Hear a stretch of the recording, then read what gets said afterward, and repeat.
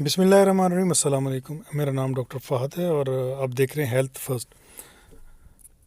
आज जो हम एक टॉपिक स्टार्ट करेंगे जो शायद आने वाली वीडियोस पे मज़ीद चले, वो है मर्दाना कमज़ोरी। जो मर्दों में सेक्सुअल वीकनेस होती है या इनफर्टिलिटी होती है, हम उस पर डिस्कशन करेंगे। इनफर्टिलिटी मींस के स्पर्म्स काउंट जो से रिक्वायर्ड हैं वो पूरे ना होना, स्पर्म्स का ना बनना, स्पर्म्स हेल्दी ना प्रोड्यूस होना, ये सारी चीज़ें हम आज की वीडियो में डिस्कस करेंगे। ये क्यों होती हैं और इनसे कैसे बचा जा सकता है और इनका पॉसिबल ट्रीटमेंट क्या है। ट्रीटमेंट मींस जो हम एक नेचुरल वे में उसको हम ट्रीट कर सकते हैं। सबसे पहले हम इन शॉर्ट ये देखते हैं कि ये होता कैसे है। देखें, कोई भी मर्द सेक्सुअली तौर पे वीक नहीं होता है बाय बर्थ। ये पैदाइशी तौर पे बीमारी नहीं होती है। ये होती कैसे है, कुछ मर्द जो से हैं वो मेडिसिन ऐसी यूज़ कर लेते हैं, वो यानी अपनी ज़रूरत से ज़्यादा जो कुदरत ने उनको दी है। मैं अपने वर्ड्स बहुत ज़्यादा ढूंढने की कोशिश कर रहा हूँ इसमें कि जो कुदरत ने उनको ताकत दी है वो उससे ज़्यादा के चक्कर में मेडिसिन यूज़ करते हैं और रिलेशनशिप के लिए, जिससे ये होता है कि वो स्लो उनकी जो सी है फर्टिलिटी वो वीक होना शुरू हो जाती है और उनके स्पर्म्स काउंट कम होना शुरू हो जाते हैं। दूसरी सबसे बड़ी वजह है वो है स्मोकिंग। स्मोकिंग की वजह से भी मर्दों में स्पर्म्स की प्रोडक्शन वीक होना शुरू हो जाती है और कम होना शुरू हो जाती है। और जो मर्द स्मोकिंग करते हैं उनमें इनफर्टिलिटी तो होती है, उसके साथ साथ उनकी रिलेशनशिप करने की पावर भी वीक हो जाती है। यानी उनकी इरेक्शन कंपैरेटिवली बहुत वीक होती है उस बंदे की निस्बत जो एक नॉन स्मोकर होता है। एक और वजह जो इनफर्टिलिटी की हो सकती है वो ये कि बढ़ती हुई उम्र। अगर एक मर्द की एक्टिविटीज़ इतनी ज़्यादा नहीं है, हेल्दी एक्टिविटीज़ नहीं है, उसकी डाइट बहुत पुअर है, जैसे जैसे वो बूढ़ा होता जाएगा, 50-55 ये एजेस क्रॉस करता जाएगा, तो उसकी स्पर्म्स प्रोडक्शन वो वीक होती जाएगी। जो स्पर्म्स प्रोडक्शन होती है वो मेल टेस्टिकल्स में होती है। तो अगर मर्दों के टेस्टिकल्स को किसी तरीके से नुकसान पहुंचता है, हिट होते हैं, चोट लगती है, या किसी भी मेडिसिन का रिएक्शन देखने में आता है, किसी वजह से टेस्टिकल्स में स्वेलिंग है, किसी वजह से टेस्टिकल्स में पेन है, तो तब भी स्पर्म्स की प्रोडक्शन जो है वो वीक हो जाएगी या बहुत ज़्यादा अपनी रिक्वायरमेंट से गिर जाएगी। अच्छा, यहाँ पे मैं एक और बात क्लियर करता चलूँ कि एक मिथ ये भी है कि मर्द हजरात या उनकी वाइफ्स अक्सर ये सोचते हैं कि अगर 24 आवर्स में हमने रिलेशनशिप 4 से 5 बार कर लिया, 3 से 4 बार कर लिया, तो मेल अपनी सेक्सुअल हेल्थ उसकी डिसऑर्डर हो जाएगी, या उसमें स्पर्म्स काउंट का या उसमें इरेक्टाइल डिसफंक्शन का मसला आ जाएगा। तो ऐसा बिल्कुल नहीं है। आप अगर रिलेशनशिप ज़्यादा से ज़्यादा भी करते हैं, अगर किसी की इतनी कैपेबिलिटी है, वो इतना कैपेबल है, तो इससे आपकी सेक्सुअल पावर पे कोई बैड इफेक्ट नहीं पड़ेगा। लेकिन शर्त वही है कि किसी किस्म की मेडिसिन यूज़ नहीं करनी, जो भी हो रहा हो आपकी नेचुरल डिज़ायर से हो रहा हो। तो ये मिथ भी क्लियर हुई कि आपकी सेक्सुअल पावर पे इस चीज़ से कोई असर नहीं पड़ता, चाहे आप दिन में 4 बार करते हैं। अब वापस आते हैं टॉपिक की तरफ। एक और रीज़न होती है जिससे स्पर्म्स काउंट वीक हो सकते हैं, वो होती है इन्फेक्शन। किसी किस्म का भी यूरिन का इन्फेक्शन हो और या टेस्टिकल्स में इन्फेक्शन हो, तो उससे भी स्पर्म्स काउंट वीक हो सकते हैं। मोटापा भी एक ऐसी बीमारी है जो 1000 बीमारियों की जड़ है, उसमें भी ये चांसेस हैं कि मेल के स्पर्म्स काउंट कम हो सकते हैं। मोटे लोग जो बचपन से होते हैं उनको तो वैसे भी बहुत ज़्यादा इश्यूज आते हैं, तो अपने बच्चों को एक हेल्दी एक्टिविटीज़ में इन रखें। ये क्या आते हैं इश्यूज, ये हम बाद में डिस्कस करेंगे।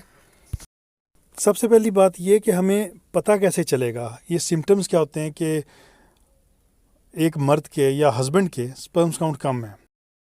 तो इसके 2 तरीके हैं।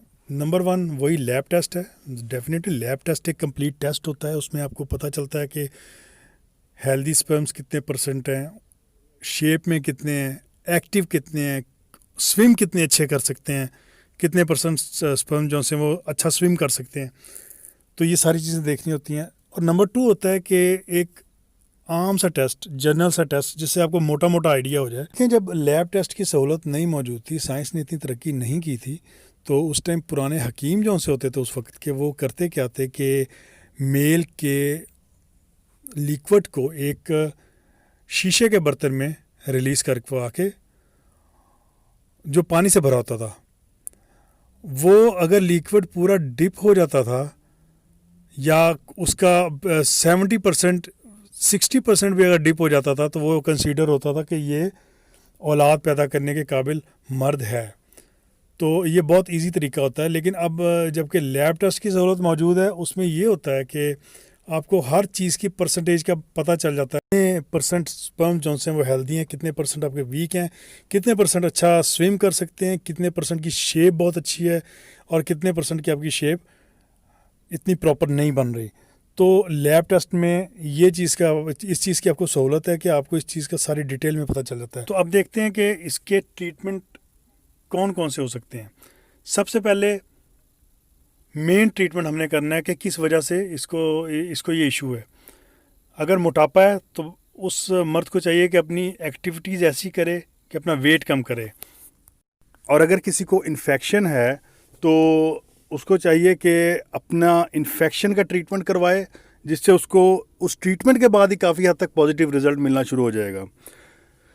इसी तरह अगर कोई स्मोकर है तो उसको चाहिए कि स्मोकिंग को क्विट करे, स्मोकिंग को कम से कम करे, ताकि उसके स्पर्म्स काउंट में बेहतरी आए। अगर मर्द हजरात रिलेशनशिप के लिए कोई मेडिसिन यूज़ करते हैं रिलेशनशिप करने से पहले, इस ख्वाहिश के साथ कि जो टाइम हो वो थोड़ा लंबा हो, तो उनको चाहिए कि वो मेडिसिन जितनी जल्दी हो सके उसको छोड़ दें, क्योंकि ये आपके डायरेक्ट आपके हार्मोन्स पे और आपके टेस्टिकल्स पे असर करेगी और उससे होगा ये कि आपके जो से स्पर्म्स प्रोडक्शन है वो वीक हो जाएगी।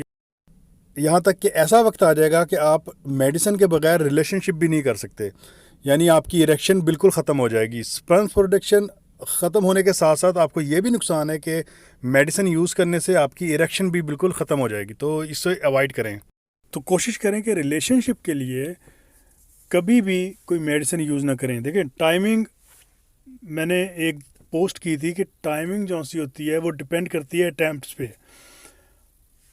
पहली, दूसरी, तीसरी ये अटैम्प्ट्स होती हैं, तो उसमें नेचुरली टाइमिंग इंक्रीज़ होती रहती है। तो इसमें किसी किस्म की आप मेडिसिन यूज़ ना करें खुदारा, क्योंकि उससे ये होगा कि आपकी जो सी सलाहियत होती है स्पर्म प्रोडक्शन की वो वीक हो जाएगी और ख़त्म हो जाएगी। और अब जो मैं आपको सप्लीमेंट बताने लगा हूँ वो ये कि परमानेंटली सोल्यूशन नहीं करेगा, टेम्परेरीली वो आपको आपके स्पर्म्स काउंट को बूस्ट करेगा। और जब आपकी विश हो कि आपने अपनी वाइफ से कंसीव करवाना है, तो आप ये मेडिसिन ले सकते हैं एक टाइम पीरियड के लिए।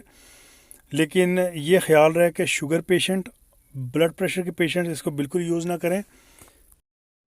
और परमानेंटली सोल्यूशन ये इसलिए नहीं है कि आपको प्रॉपर ट्रीटमेंट करवाना पड़ेगा उस रीज़न का जिसकी वजह से आपकी स्पर्म्स प्रोडक्शन वो वीक हुई है या वो चीज़ें छोड़नी पड़ेंगी जिससे हुई है। मैं आपको फिर बता रहा हूँ कि ब्लड प्रेशर के और शुगर पेशेंट्स इसको यूज़ ना करें। ये है L-कार्निटीन। ये मेडिसिन या ये सप्लीमेंट, बेसिकली ये मेडिसिन नहीं है, ये सप्लीमेंट होता है। ये सप्लीमेंट मर्दों में स्पर्म्स काउंट को काफ़ी हद तक बेहतर करता है, इनके लिक्विड को बहुत ज़्यादा थिक करता है, रिलेशनशिप के दौरान जो अटैम्प्ट्स हैं उनको इंक्रीज़ करता है, आर्जी तौर पे फर्टिलिटी को बूस्ट करता है और इस काबिल बनाता है कि वो बेबी प्रोड्यूस कर सकें उनके स्पर्म्स। तो ये बहुत अच्छी चीज़ है आर्जी तौर पे। इसको यूज़ कैसे करना है, इसको ये लिक्विड फॉर्म में भी आता है। L-कार्निटीन 4500 के नाम से आती है, टैबलेट्स में भी आते हैं, ये कैप्सूल फॉर्म में भी आते हैं। तो जब आपने इसको यूज़ करना है तो 10 दिन तक इसको मुसलसल यूज़ करना है, या मिनिमम 7 डेज़, और 7 दिन बाद अपने वाइफ के साथ रिलेशनशिप स्टार्ट करना है। तो उसके बाद आपने फिर ये यूज़ करते जाना है और साथ रिलेशनशिप भी करें तो इशू नहीं है। और जैसे ही आपकी वाइफ कंसीव कर लेती हैं तो आप इसको छोड़ दें और अपनी बेसिक जो रीज़न है, जो वजह है जिसकी वजह से आपके स्पर्म्स काउंट कम है, आप उस पर तवज्जो दें और उसको बेहतर करने की कोशिश करें। लेकिन इससे आपको ये हेल्प ज़रूर होगी कि आपकी वाइफ कंसीव ज़रूर कर जाएंगी इससे इस पीरियड के दौरान। हम इस चैनल पे बहुत डिटेल में डिस्कस करेंगे कि मेल्स के हेल्थ इश्यूज़ क्या हैं, सेक्सुअल हेल्थ इश्यूज़ क्या हैं, और उनको हम ओवरकम कैसे कर सकते हैं या उन पे हम कैसे काबू पा सकते हैं, और वो किस वजह से होते हैं, जिसमें एरेक्टाइल डिसफंक्शन हो गया, डिज़ायर का कम होना या बिल्कुल ना होना, तो ये किस वजह से होता है। आपको हैरत होगी आगे ये जान के कि कुछ चीज़ें बीमारी नहीं होती, उनका ताल्लुक आपकी नफ्सियात से होता है। तो हम ये सारी चीज़ें इस चैनल पर डिस्कस करेंगे। इस चैनल को सब्सक्राइब कीजिए, और अगर वीडियो आपको अच्छी लगे तो उसे लाइक करें, क्योंकि इस चैनल पे हम आगे बहुत सारे आपके हेल्थ इश्यूज़ लेके आने वाले हैं। नए किसी इशू के साथ हाजिर होंगे। अस्सलाम वालेकुम।